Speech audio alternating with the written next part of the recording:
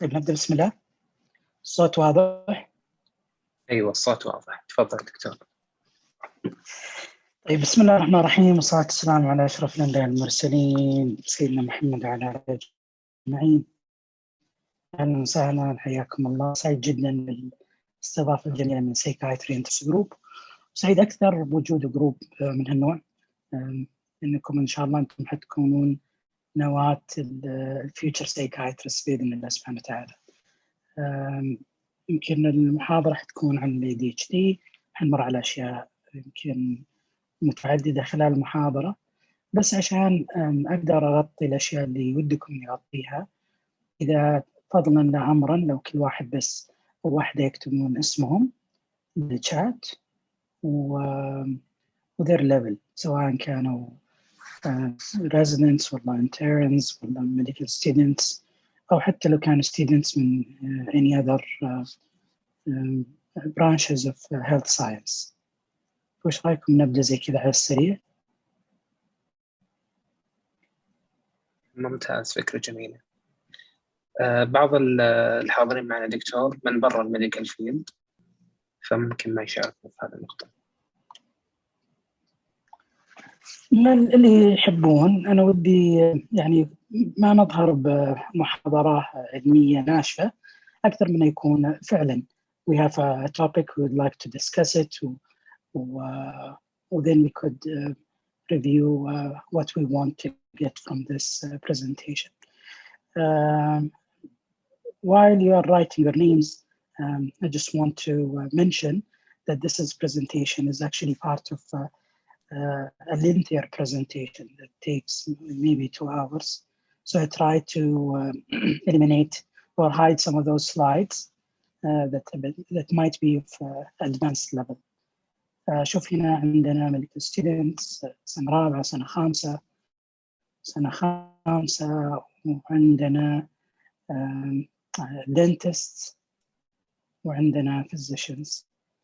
طيب بداية أبغى أقول إني حتكلم ميكس، إلا إذا إنكم تفضلون تتكلم باللغة الإنجليزية.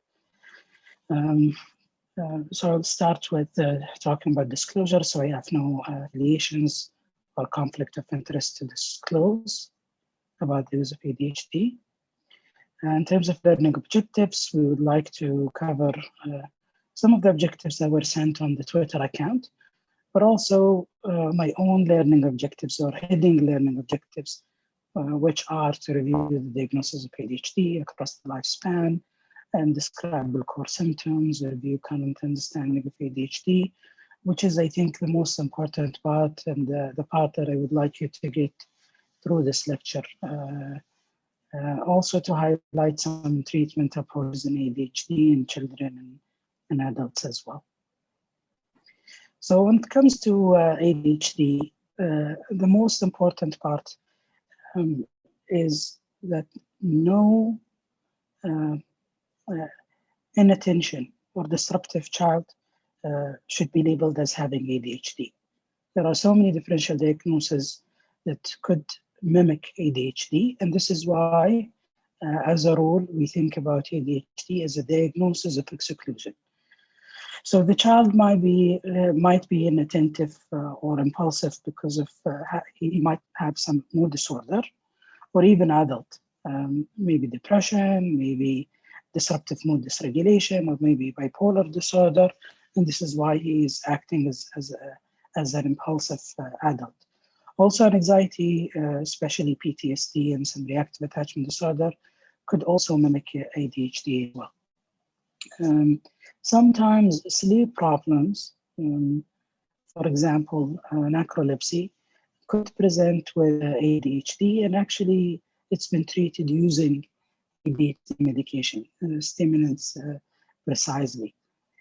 Substance-related disorders sometimes could mimic ADHD, with, especially when there is a long-standing use of substance use that might affect the executive functioning, and the person would present having inattention. Similar medication, learning problems, intellectual disability, possessional defiance disorder, sometimes autism could present or have some symptoms that do cross over through ADHD. And this is the kind of the things that a child psychiatrist always think about when he sees a kid for possible ADHD diagnosis. Having said this, sometimes straightforward things that might not come across your mind as a clinician might be the cause for this inattention that has nothing to do with ADHD. For example, when a kid have an understimulating environment, he's a gifted child, and this is why he's bored all the time. He is not interested in what the teacher is saying to them. They are daydreaming because they are understimulated in this environment. And this might could be explained by the teacher as this child has a problem with concentration or attention and referred for an assessment. So sometimes the kid just being a kid could be a differential diagnosis for ADHD. Also, having impaired vision or hearing could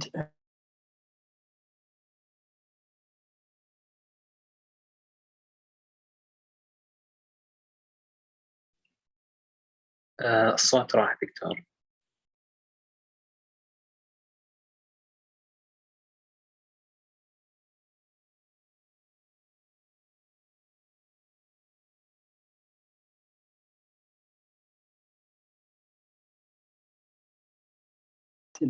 تشخيص اضطراب فرط حركة تشتت الانتباه هو تشخيص يأتي بعد استبعاد كل الاضطرابات المشابهة بما فيها كون الطفل موهوب وفي بيئة ما تحفز على التركيز أو الانتباه أو حتى تجذب انتباه.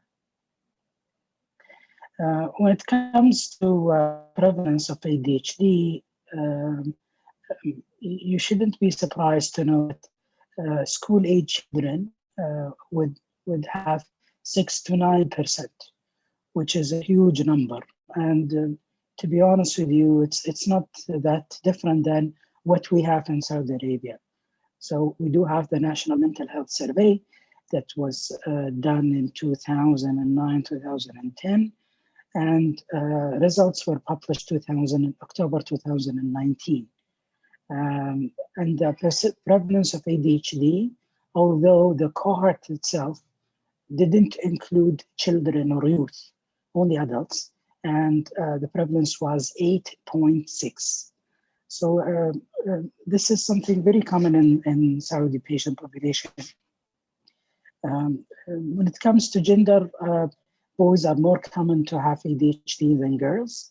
We always think 2 to 3 to 1 as a ratio. The worldwide prevalence is estimated to be 5.3.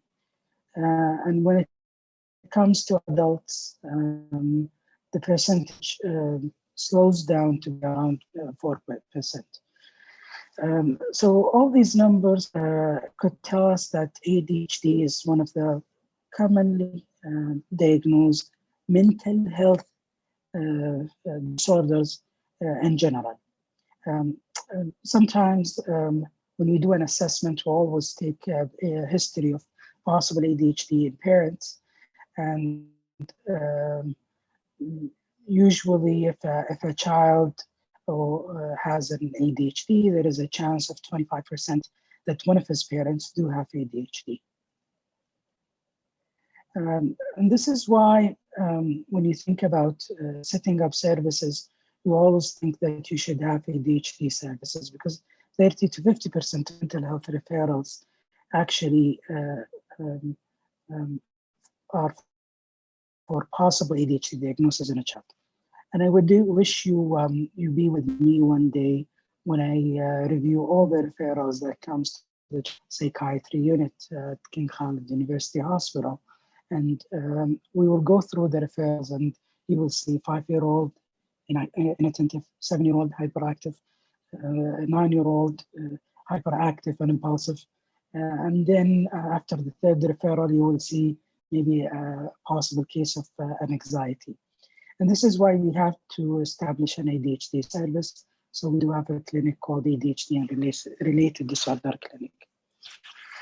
In terms of presentation, although ADHD, it seems to be a combined disorder. We have the inattentive part and we have the hyperactive part, but the disorder name itself is ADHD, the two things together. And why is this? Because they will have either both of those symptoms, and this is why we call it combined, or they will have more of inattentive presentation, more than the hyperactive. So they would have few symptoms of the hyperactive disorders, or maybe becomes more predominantly hyperactive impulsive with few inattentive symptoms. Having said this, females are more likely to present with the inattentive presentation. And this is why children, especially males, would present more earlier than females. Most likely they will have a combined presentation. I'm talking about boys now. And this is why they usually present around grade 1 to grade 2. But because females do have more prevalence of inattentive presentation, they will show up later, around grade 3, 4, or grade 5, because this is just about the time when there is an increased academic load, and then more requirement for attention and more homework, and then the family and the teachers start to see the deficits, and then ask parents to get some professional advice.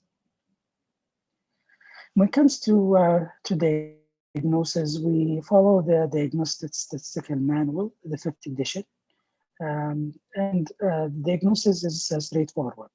We have 9 inattentive symptoms, and we have 9 hyperactive symptoms. So we would require 6 out of 9 to diagnose the inattentive part, and 6 out of 9 to diagnose with the hyperactive part. So I'm going to ask you a question, and please try to write the answer. If we want to diagnose a child with combined presentation, having both inattentive and hyperactive, how many symptoms we do need to have?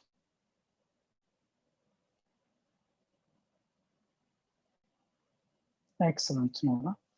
We would require 12 out, and thank you, Aman.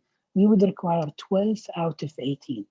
But let's say we want to diagnose them with only inattentive symptoms, or presentation, or hyperactive presentation. Okay, so Aman is one step ahead. She says 6, and this is right. So the minimum number of symptoms you would require is 6, either for inattentive or hyperactive. And then if you have both of them, then you would require 12. The only exception here is if the patient is 17-year-old, then you would only require 5 symptoms. So you would require 10 in total out of 18, or 5 in one of those presentations. The other issue is you need to establish that those symptoms did present before the age of 12. And also they do have to happen in 2 settings or more. So you can't have ADHD that only happens at home, only happens at school, happens in other activities. This is not ADHD. You have to have ADHD affecting you almost everywhere you go, with more prevalence or more predominance into distinctive settings, for example, home and school. And also it has to have an interference in functioning. So just like any other mental illness, dysfunction is an important part of the presentation. Then finally, these symptoms couldn't be explained by another mental health disorder or medical condition, just like the things we talked about on the first slide about the huge number of differential diagnoses that you need to exclude before thinking about ADHD.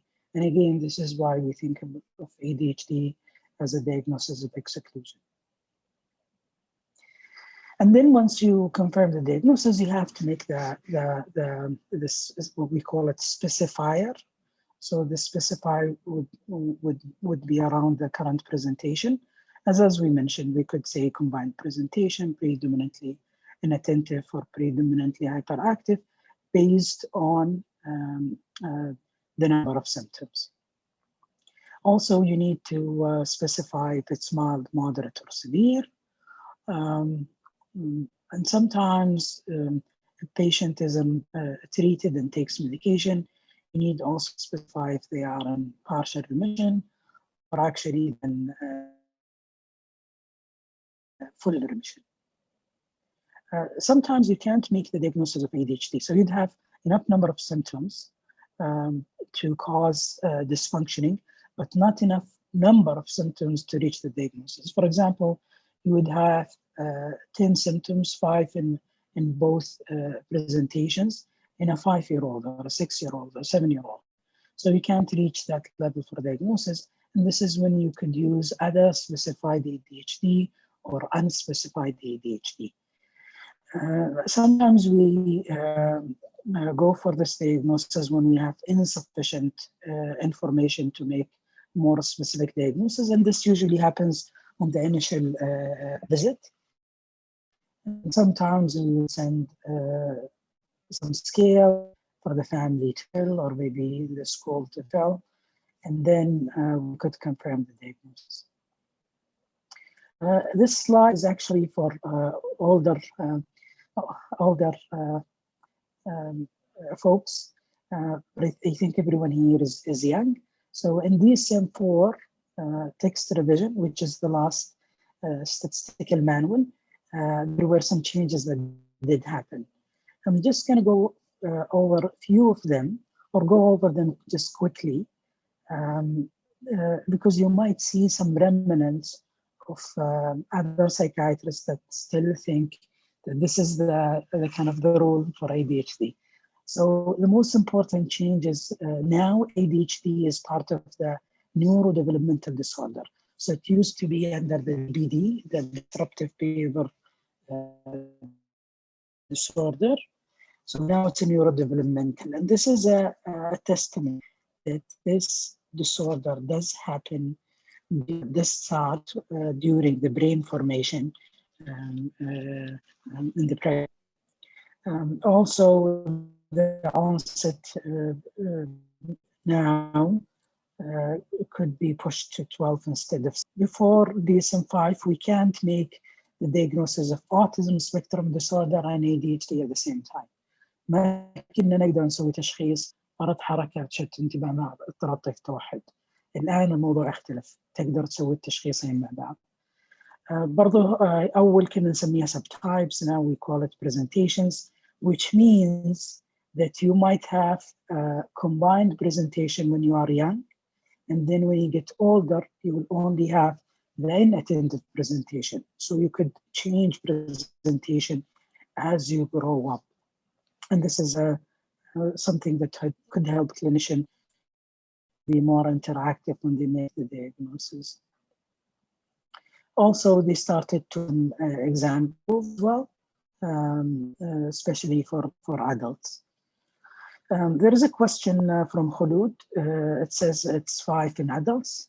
And yes, in adults, we only require 5 in each presentation. So 5 of the inattentive or 5 of the hyperactive. The explanation for this was actually mentioned in the field study. So as you know, diagnostical manual is actually a product of the American Psychiatric Association. And before each edition, they would assign a task force of specialists who could start working on improving the diagnostic criteria for all mental illnesses. So that specific task force working on ADHD, they mentioned that there are some recall bias. So for example, a 19-year-old would come and ask for a diagnosis, and most of those symptoms have to be presented when they're younger. So in order to adjust for the recall bias or the difficulty of establishing that diagnosis by going all the way back to the school records and maybe getting some collateral history from parents. Now you only require less number of symptoms.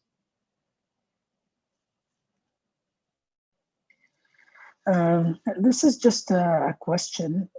Maybe I could pass this, and we go straight forward to genetics. So it's a very prevalent disorder in relatives. The way how we think about ADHD is it doesn't go through the typical Mendelian inheritance, but actually it's more common in clusters of families. So usually you would see a child with ADHD, and you will go back and ask about child parents and also relatives, and you will find there is a great chance of 40 to 60% that an adult in that family does have ADHD. Twin studies show that monozygous twins are more than dizygous twins. And the hereditability factor, which is something very, very revealing, showed that ADHD hereditability is 0.76. So to give you an example of what does this mean, this is schizophrenia and this is your height. And as you can imagine, your height is could be determined by the height of your father and the height of your mother. So if I know the height of your father and the height of your mother, I would correctly estimate your height based on those two informations, because your height is impacted by this hereditability. And as you can see, it's almost 0.9. The most common, or let's say the most genetically or heavily genetically involved disorder, schizophrenia, is on 0.7 or 0.68. However, for ADHD, it's actually more than this. So this can tell you that ADHD is a heavily genetic disorder that runs in family and doesn't follow the Mendelian rules. There are different genes involved in ADHD. Most commonly are dopamine transporter genes, the DAT1, the DRD4, and the DR5. And as you can imagine, dopamine is what's the kind of the main neurotransmitter involved from a genetic perspective. And this is why, if you think about the medication that we use in ADHD, is actually dopamine releasing agent. So there's some sort of disruption that happens at the LIF gene, resulting in lesser expression, and then some issues with dopamine being transported to important parts of brain that regulates attention, concentration, executive functioning, planning.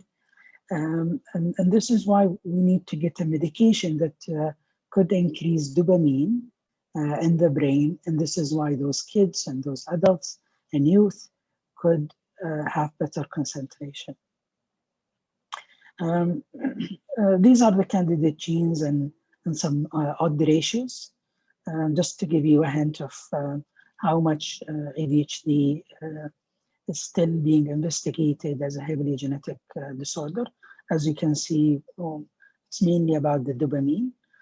Also, there are some serotonin transporter genes associated as well. When it comes to environmental, I'm trying to answer the most common question, which is why those kids have ADHD, or what kind of risk factors could increase the chance of a child having ADHD. We have in utero and also early postnatal exposure risk factors. So maternal stress is a huge one, and usually moms would say to me, It was a very difficult pregnancy. I was under huge stress. It was unplanned. I was trying to get rid of that pregnancy. I was emotionally unstable during that time. We had a lot of conflicts. Also, prenatal exposure to tobacco, alcohol, drugs, and toxins, either related to maternal stress or by the virtue of a mom being somehow dependent on those substances. Also increase the risk of that pregnancy to end up with a child with ADHD. Intrauterine growth retardation, low birth weight, and also prematurity are well-known environmental risk factors. And on the other hand of postnatal exposure, the most two common risk factors are the neonatal anoxia or seizure, and also brain injury. Sometimes being exposed to specific toxins could increase the chance to, like lead and also PCB. Sometimes we would think about psychosocial disorders or adversity being another risk factor. For example, family conflict, inconsistent parenting, negative appraisal from the family, and some institutional deprivation that affects the kid's attachment and then the kid's regulation for emotion and also regulation of attention. Also are other aspects of ADHD. However, sometimes this could be just a normal association. For example, family conflicts does happen when both parents do have ADHD, and this would becomes some sort of a cause from having two parents with ADHD, increasing the likelihood of the child having ADHD, but also being in a dysfunctional family would make it very hard for the child to develop some sort of normal executive functioning and normal upbringing that might help ameliorate some of those ADHD symptoms, not reaching the level of diagnosis, and vice versa. So I want to take them as a chart. Let me see if we have any questions.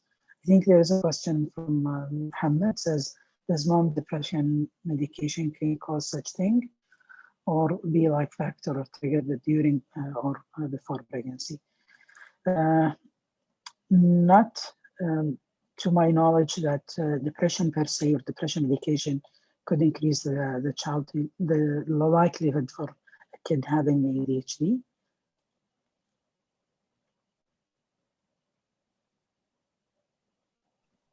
Okay. There's another question from Khulud. It's about the diagnosis. Maybe Khulud, I would answer that question later on once we reach the diagnosis of ADHD in adults. But keep those good questions coming. So if you want to take them as odd ratio, just to see what kind of risk factor could increase the likelihood of ADHD, we talk about cigarette smoking, alcohol, the low birth weight, and stressity. As you can see, it's a high likelihood, and also low socioeconomic status, prematurity, parental IQ, parental ADHD, and parental conduct disorder. So as you can see, parental ADHD has the highest odd ratio, followed by the psychosocial adversity. This is another question that we could skip for now, since we are a bit late. Now I just wanted to take you through how we do understand ADHD and what happens. So I'm going to show you two theories, or let's say two frameworks or two approaches that does happen when we think about ADHD, or we use them to explain ADHD. The first one is the neurophysiological theory, which talks about the top-down regulation, the bottom-up regulation, and the combined deficits, let's say. And this is actually similar to what maybe some of you have read about, let's say, we talk about the depression being um, um, or treated in two ways. You could treat it bottom up, or you could treat it top down. You could work on the cognitive issues and then you improve behavior, or you could work on the medication and then you go upwards, or you could do the both.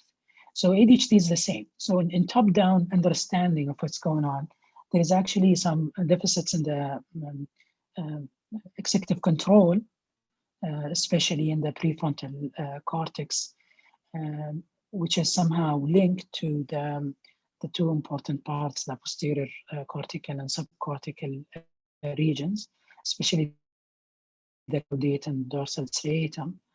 And these are, when there are some deficits in those two things, there's an issue with what we call it response inhibition. So let's say something comes to your mind. For example, right now, you want to have water, you want to have a drink, but then you will take a look at the clock and you'll say, you know, there's only 30 minutes left. So I would just wait till I finish this very interesting lecture, hopefully. So you would inhibit yourself from that response, but then you had to think about what you're going to miss, and you have to look to the clock, and then you have to adjust your behavior to inhibit it. When there is a deficit in those areas, there will be no response inhibition. So something comes to mind, you do it immediately. So you become more impulsive and less able to kind of concentrate. Also, there are some other dysregulation that do happen in the frontocortical activity. Would do the same. The interesting part is those areas in the brain that do get affected when there is an ADHD, they are predominantly dopaminergic, and also some of them are noradrenergic. And this is why the medications that do work on dopamine and do work on noradrenergic, noradrenaline are the medication that we do target when we use meds. So dopaminergic medication like stimulants, like Concerta, Ritalin, methylphenidate in general, or amphetamine, and noradrenergic similar to atomoxetine, guanfacine, and clonidine. The bottom-up regulation is actually related to the motivation and reward and what we call it emotion regulation. So the top-down regulation related to response inhibition, but the bottom-up is actually about the reward, about how to regulate your emotion. So basically, it's the behavioral aspect is actually is not happening, and this is why, in combined, the two things. Or the effect becomes a double effect. There is an issue with the cognitive control, and also there is an issue with the emotion regulation control. And this is why ADHD happens, affecting both aspects. Not to go into more details, we're going to go through that neuroimaging just to explain why we are considering ADHD as a neurodevelopmental disorder. Do we have an evidence from neuroimaging that do support that ADHD, the neurodevelopmental disorder, affects the brain, does happen at the early stage of pregnancy? And the answer to this is yes. There are so many studies trying to compare the brain of kids with ADHD compared to normal control, and what they noticed that there are some change in brain volume. So in general, they would have small brains. Kids with ADHD would have small brains, and also they would have different size of specific areas, usually smaller sizes for the prefrontal cortex, the corpus callosum, and also the thalamus. Also, there are some hypoperfusion in those area. The good thing is this hypoperfusion, which means less blood going to those area, is actually gets corrected by giving the stimulant medication. The most important, let's say, finding that could support this is actually the delay maturation of the cortex. And I'm going to show you a slide next. Also, there is decreased glucose metabolism, especially in the premotor cortex and the prefrontal cortex. So as you can see, those different parts of the brains are having less oxygen, they have less glucose, they are less mature, they are small, and somehow they are underdeveloped. So this is a very important slide that I show to all my patients when I confirm the diagnosis, or at least this is what I try to do. And this, maybe I could ask you a question. What kind of imaging is this?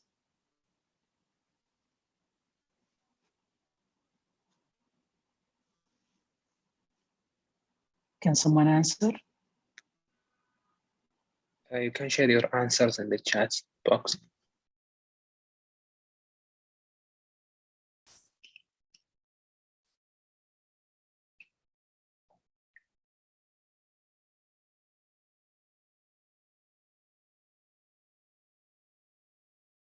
ممكن reconstructed MRI. اوكي ممتاز. ممكن يكون some sort of an MRI. طيب مش في other possibility.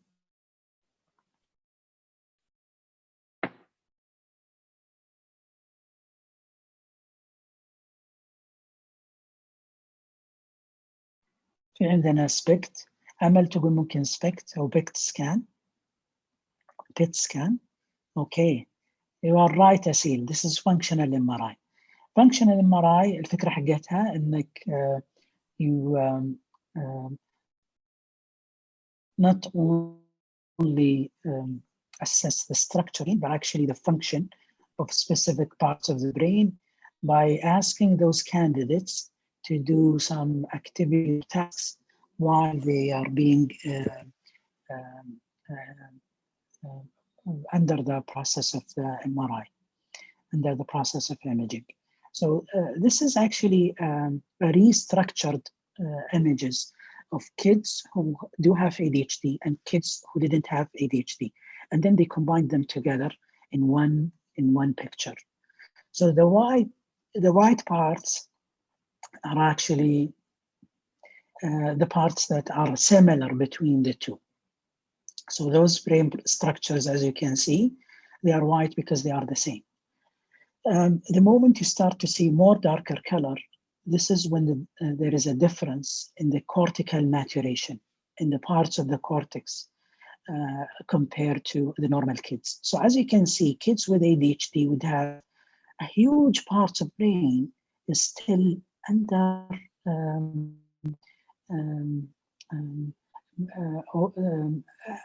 underdeveloped.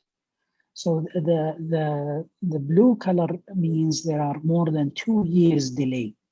And this is when I assess a kid who's 6-year-old and I tell parents, you know, it seems like he has an attention of a 4-year-old, just to test how much they could understand this concept. They say, oh, you're absolutely right. He reminds us of his 4-year-old brother. And as we talked before, medication could correct this. So this is why we give a stimulant medication. We give stimulants because we want to stimulate this part of brain to give us more of the function that is missing because of the delayed cortical maturation. The second aspect is we are anticipating that those parts of the brain will develop as they grow up, okay? Requiring the good support with medication, and hopefully they get full maturation and they don't require medication as they grow up. But this is just to tell you which part of the brain is linked to which tasks we try to execute. For example, the dorsal anterior cingulate cortex is actually the part that helps us with selective attention. And also the prefrontal cortex, as we mentioned before, it's about the hyperactive symptoms. Impulsive symptoms are part of the orbital frontal cortex. sustained attention is actually the dorsolateral prefrontal cortex. So different parts of brain could or actually responsible for a specific part of ADHD. And this sometimes could help us with understanding what's going on with kids with ADHD. For example, families, sometimes they complain saying, you know, my child could concentrate and play video games for 5 hours. So how come he has ADHD? Maybe the dorsal anterior cortex or cingulate cortex is actually intact, and this is why their selective attention is very good. However, the dorsolateral frontal cortex and the orbitofrontal cortex and the prefrontal motor cortex are still affected, as we can see here. And this is why they do still require to take medication.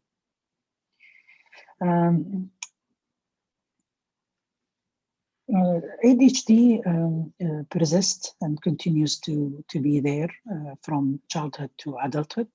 The prevalence actually decreases by 50. However, 60% of them will continue to exhibit symptoms into adulthood. We're not talking about the full disorder, we're talking about symptoms. How those symptoms, hyperactivity, impulsivity, and attention do across lifespan or with time. Usually hyperactivity will subside with time. So on the age of 12, all these kids would have less hyperactivity and no hyperactivity symptoms. Impulsivity also improves because the response inhibition improves as well. However, inattention is the only symptom that do continue to be a deficit with those kids require medication.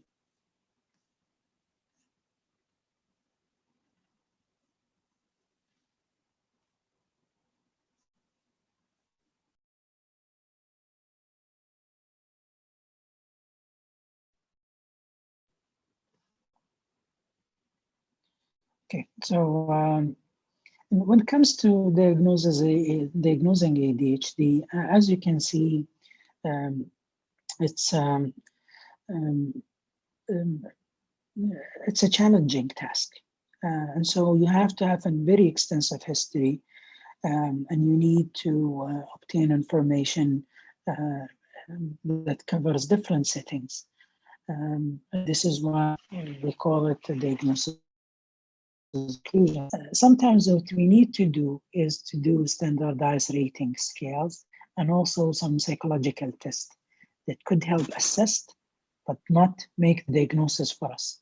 So to answer your question, Khulud, how to make diagnosis, actually, it's not an easy diagnosis to make, but usually what we need to do is we give them scales like Conners, or maybe you can give them Vanderbilt, and we ask them to fill them out and then bring them back.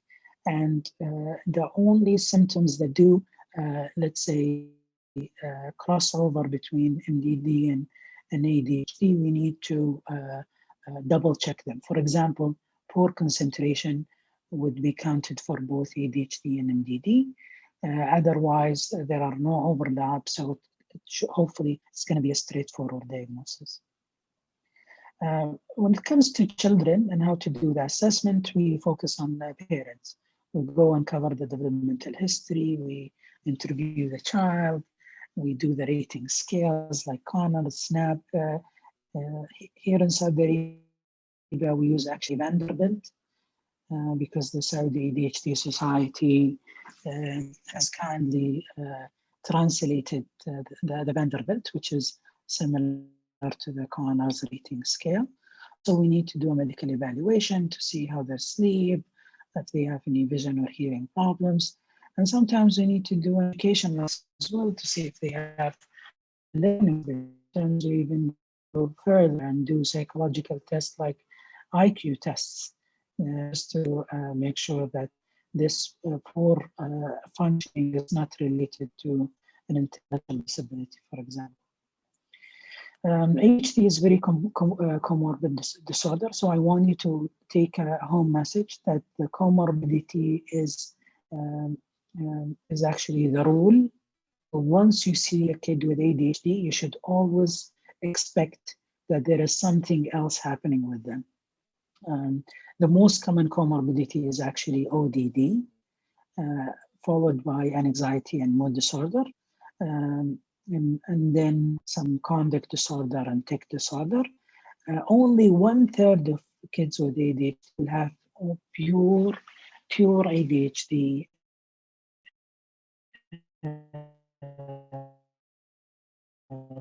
disorder.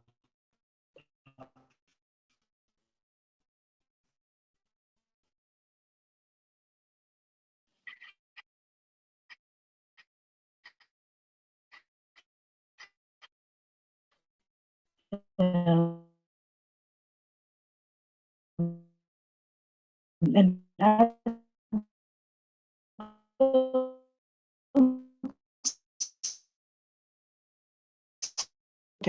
so when those kids with ADHD don't get treated, have more anxiety and mood symptoms.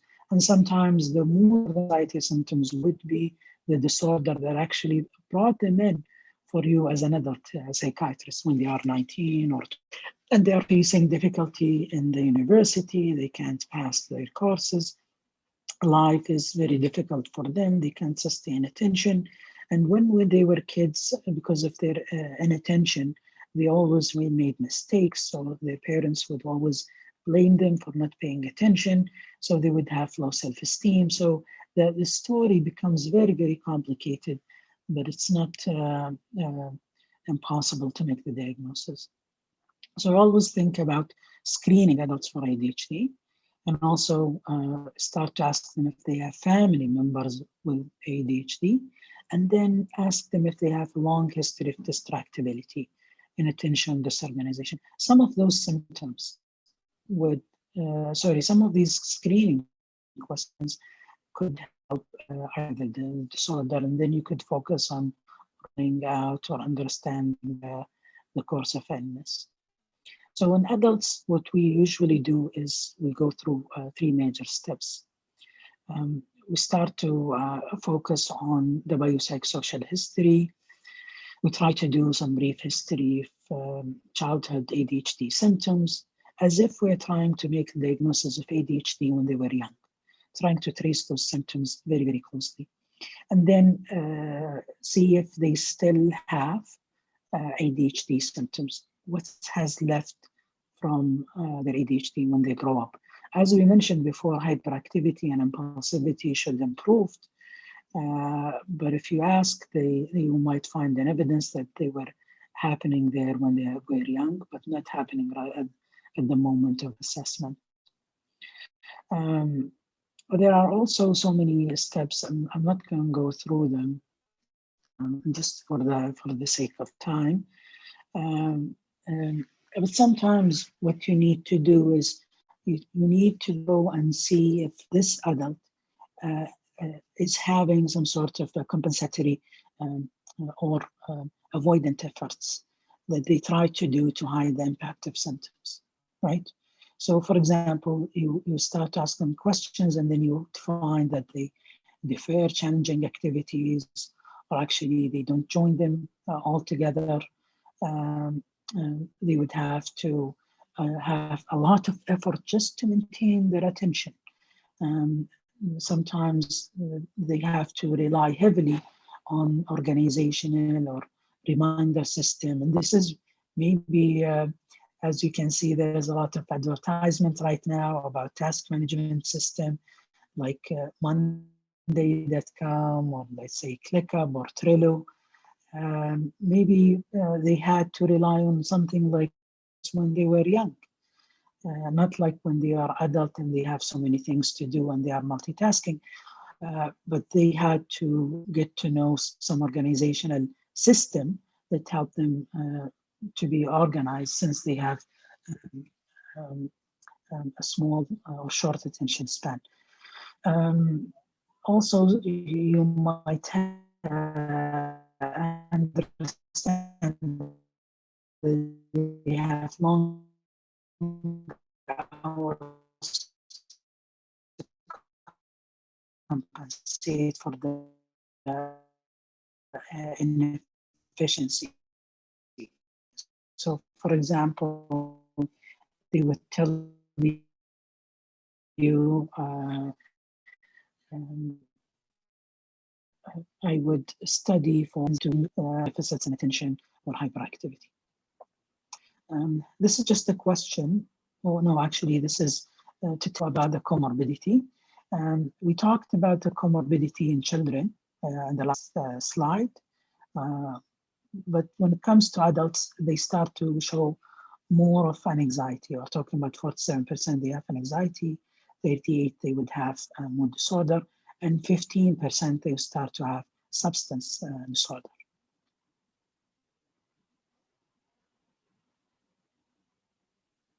So now we're going to talk about therapy. But let me just take a look and see if you have any questions.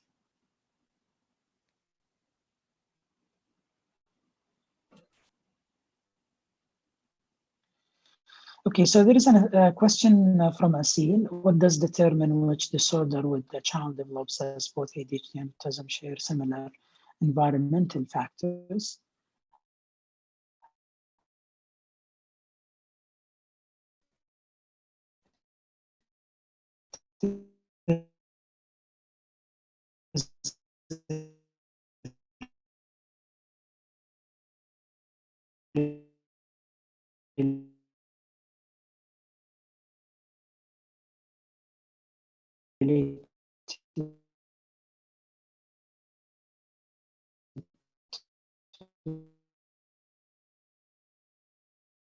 Social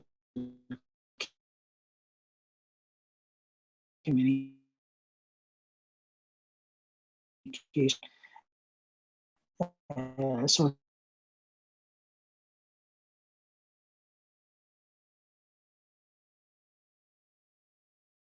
social and the psychiatrist. It's supposed to be treated by an adult psychiatrist. But from my experience here in Saudi Arabia, it seems like some of that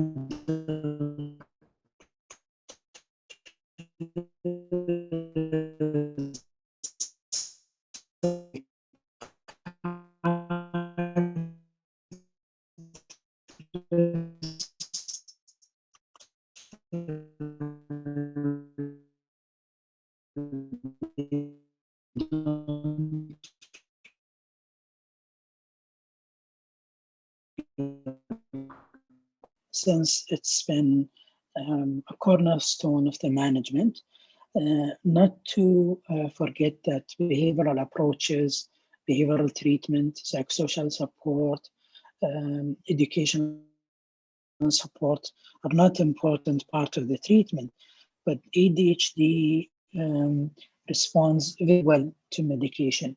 And to be honest with you, stimulants medication or ADHD medication are one of the strongest medication in terms of response rate, which means that they do work with almost every single patient. Because even if I give you, and you don't have ADHD, stimulant, your concentration will become much better, right? So it's a medication that proven themselves.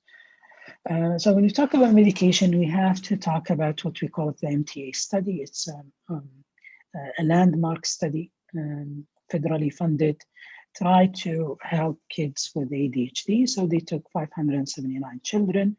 They had ADHD combined presentation, and then to try to put them in 4 arms. So they put them on a medication. So part of those kids were only taking medication. Some of them, they were getting the behavioral treatment. Some of them, they were getting both, number 1 and number 2. And some were getting the community care, which means that they were followed by a family physician who was trying to give them some stimulant medication. And 2/3 of them, they were getting medication, but they were getting what they need to get. Those kids who were in the combined treatment arm, they were getting the deluxe.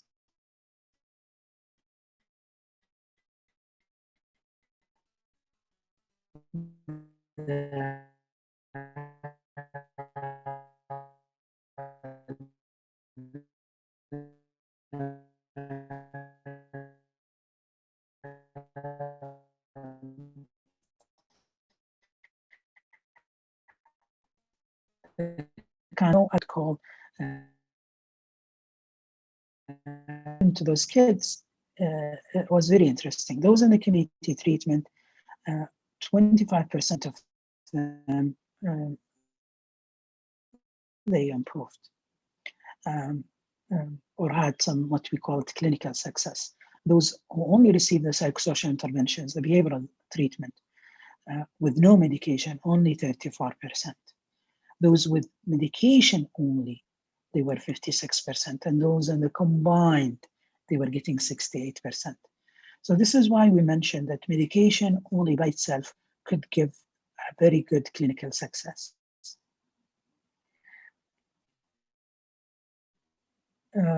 So these are the kind of the lessons that we learned, that medication could help with the core symptoms and behavioral treatment could help with the associated symptoms, with the behavioral symptoms.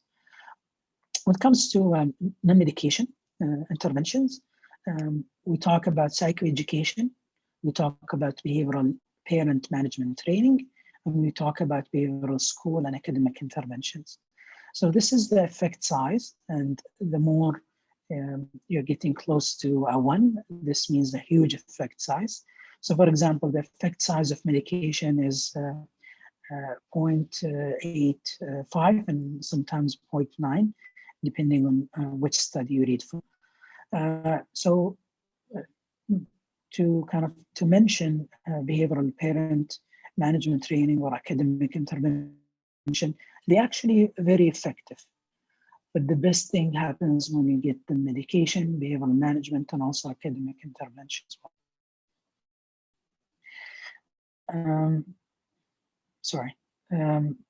Sometimes what you need to do is educational accommodation, which means that you need to help your patients get the right educational placement.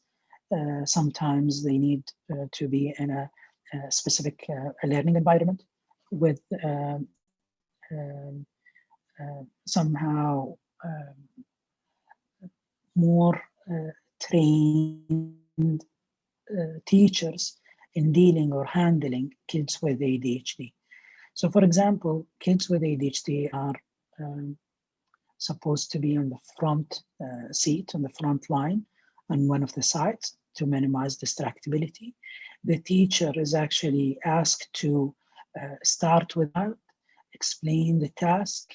When they give a general task to the class, they are supposed to check with that kid who has ADHD to see if they really heard the task and they understand what they are supposed to do.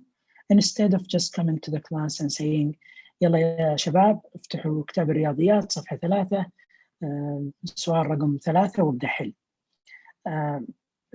By that time, the kid with ADHD wouldn't know what the teacher was doing, and then start looking around and might have some disruption to the class. So the teacher has to be educated about how to handle those specific kids. Sometimes when we have an older kids, and I do have kids, for example, in university, I would write a letter to the university mentioning that this is my patient who has ADHD, and these are the things I want them to get. I want them to be examined in a single room, not in a common area. They are allowed to get a headphones or earplug, so they would minimize distraction. They should have double the time, or at least 50% of the time given to their colleagues. So I would actually write those recommendations and send it, and depends on the university sometimes. So I'm just aware of time. I want to stop here and see if you have any questions.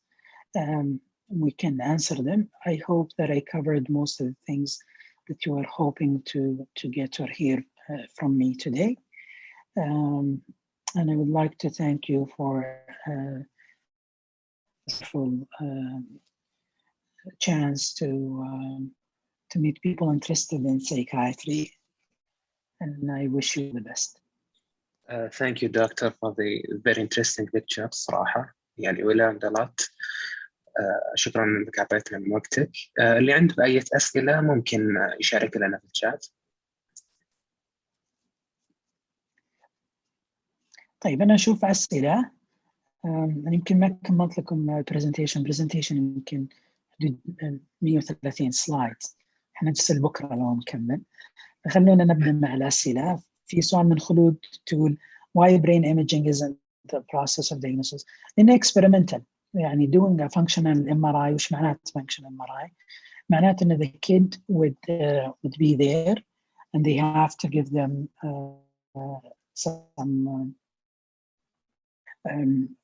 some sort of task they need to do. So it becomes a very expensive. So you could actually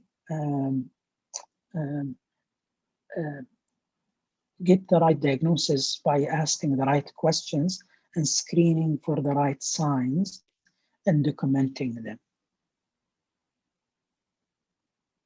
There's another question from Nora.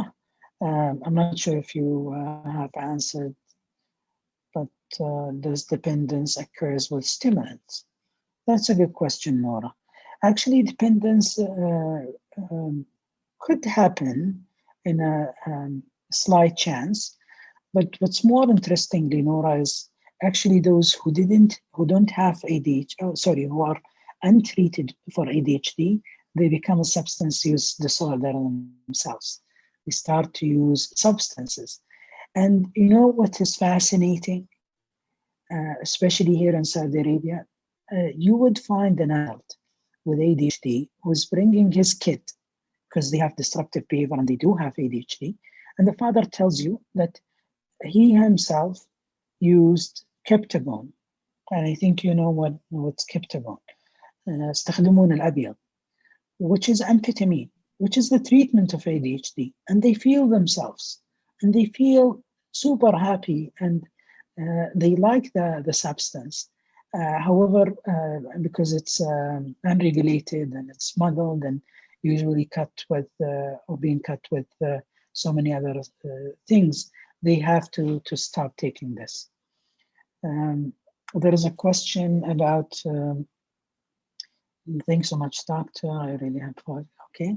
Some stimulants raise dopamine level, and how big is the risk of psychosis? That's a really good question, Rana. Actually, kids are known to have less chances of having psychosis. Think about it the other way around.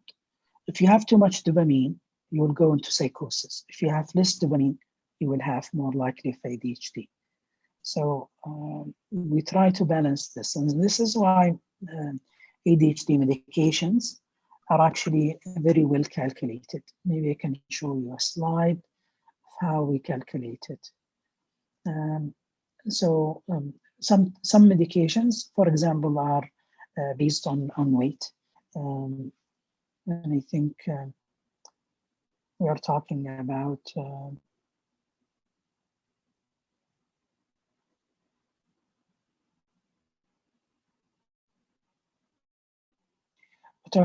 clonidine. So we try to adjust it by giving them the right dose, not to go into psychosis, although it's a very, very rare side effect. Okay, so the other question, I think, informative. What are the long-term side effects of stimulants?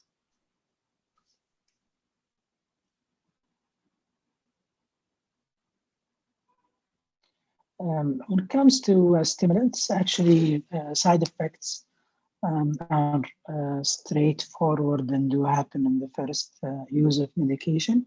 We're talking about some headaches, some stomach ache, some sleep disturbance, and some irritability. However, those symptoms, they do, let's say, improve with time, and then the patient gets used to them. So I think that's all the questions that I have for now. Yes. Again, thank you so much for the opportunity. I appreciate it. And wish you all the best. And please don't hesitate to reach out, send me an email. or even send me a message through Twitter. I'll be more than happy to answer them. And I wish you all the best. Thank you, Assalamu Doctor. alaikum. Thank you very much. Alaikum assalam.